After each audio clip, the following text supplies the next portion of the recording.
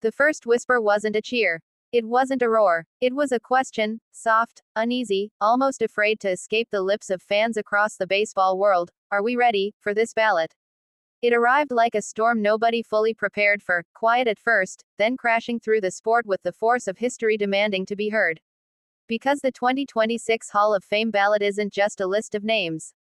It's a reckoning, a confrontation, a story about greatness, controversy, redemption, and unfinished legacies.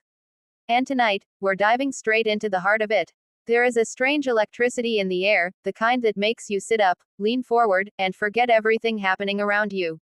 Because this ballot, this one, feels different. It feels like standing at the edge of a mountain cliff, staring down at years of memories, highlights, heartbreaks, arguments, debates, and daring to jump straight in.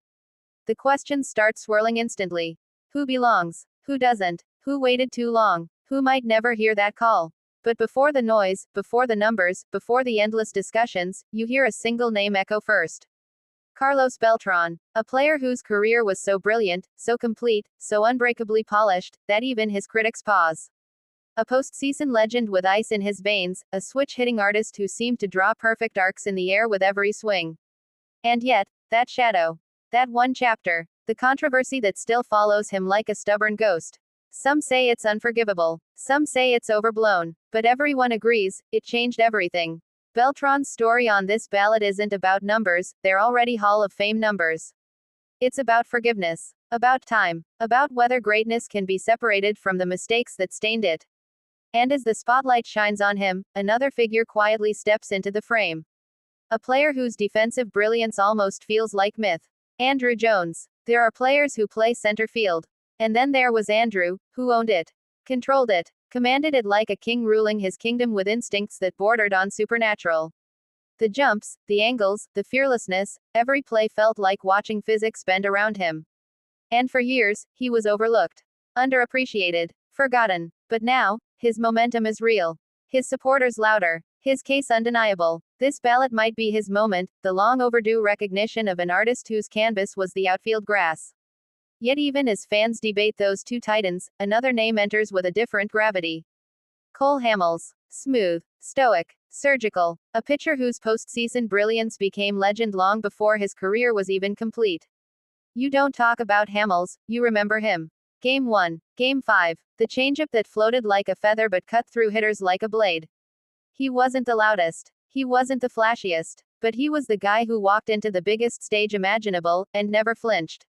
The Hall of Fame loves moments. Hamels built his career out of moments. And as his name lands on the ballot for the first time, the conversation shifts from respect to legacy.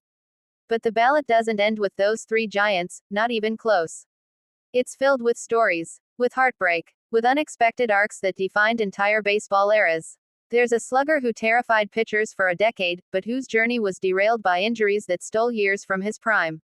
There's a closer whose dominance came in short, violent bursts, moments where one pitch could silence entire stadiums. There's a reliable veteran who never sought the spotlight but carved out a career so sturdy, so quietly excellent, that fans now wonder if they took him for granted. This ballot isn't a museum. It's a battlefield. Every name comes with scars. Every resume comes with arguments. Every memory comes with emotion. And that's the beauty of it. That's why this process never feels simple. Because when you talk about the Hall of Fame, you're not just talking about baseball. You're talking about childhood. You're talking about identity. You're talking about the players who shaped the way we saw the game during the most impressionable years of our lives. Maybe it was Jones's impossible catches. Maybe it was Beltran's October heroics. Maybe it was Hamels carving through lineups like a surgeon in cleats. Whatever it was, these players weren't just athletes. They were chapters in the story of your life. And when their names appear on that ballot, you feel something shift. Suddenly, debates don't feel like debates. They feel like protecting memories, defending emotions, arguing for the version of baseball that shaped you. But here's the twist, the part people don't always want to admit. The Hall of Fame isn't only about how we remember them.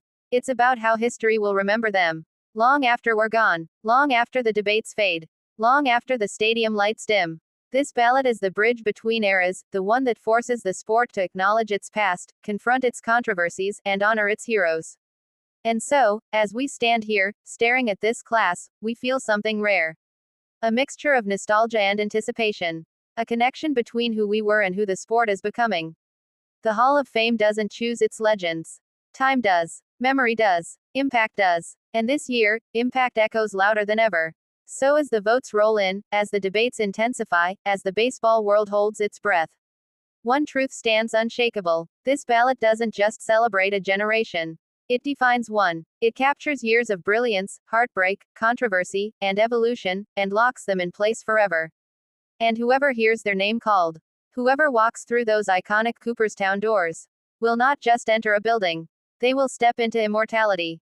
And for the rest of us, fans, dreamers, believers in the magic of this sport, we will remember this ballot not for who made it, but for how it made us feel. Because some years write history.